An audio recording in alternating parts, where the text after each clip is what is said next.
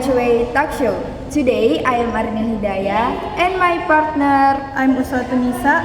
We want to talk about lingkungan pendidikan.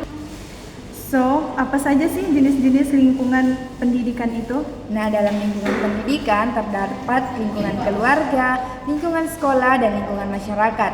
Nah, yang pertama lingkungan keluarga. Lingkungan keluarga adalah lingkungan pendidikan yang dimana lingkungan yang pertama mempengaruhi anak, mulai dari nilai-nilai dasar, norma, kebiasaan, serta cara berperilaku. Lingkungan ini berpengaruh sebagai pendidik utama yang menanamkan disiplin, kasih sayang, dan kebiasaan baik bagi anak. Dan yang kedua, lingkungan sekolah. Lingkungan sekolah adalah lingkungan yang mencakup aspek fisik seperti bangunan, sarana, dan alat belajar. Dan kemudian yang non-fisik seperti kurikulum, norma, dan pembiasaan nilai-nilai. Dan yang terakhir, lingkungan masyarakat. Lingkungan masyarakat adalah lingkungan di sekitar tempat tinggal yang juga memberikan pengaruh terhadap peserta didik. Ini mencakup budaya, kebiasaan, serta interaksi dengan orang lain di sekitar. Nah, gitu Kak, macam-macam dari lingkungan pendidikan. Wah, jadi seperti itu ya. Baik, selanjutnya, apa fungsi dan pentingnya lingkungan pendidikan?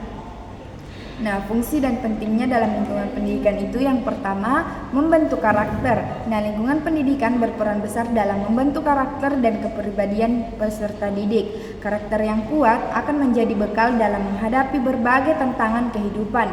Dan yang kedua, menunjang proses belajar lingkungan yang kondusif, baik di rumah, sekolah, maupun masyarakat. Dapat mendukung peserta didik untuk lebih semangat dalam belajar. Dan fasilitas belajar, dorongan dari orang tua, dukungan sosial akan meningkatkan hasil belajar.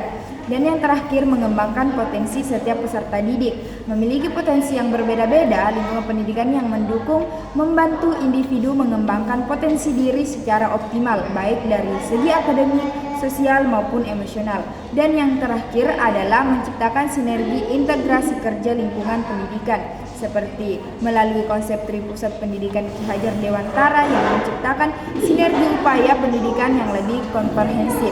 Sinergi yang baik akan menciptakan kesinambungan pendidikan sehingga proses belajar menjadi lebih efektif dan tujuan pendidikan yang tercapai. Seperti itu, Kak.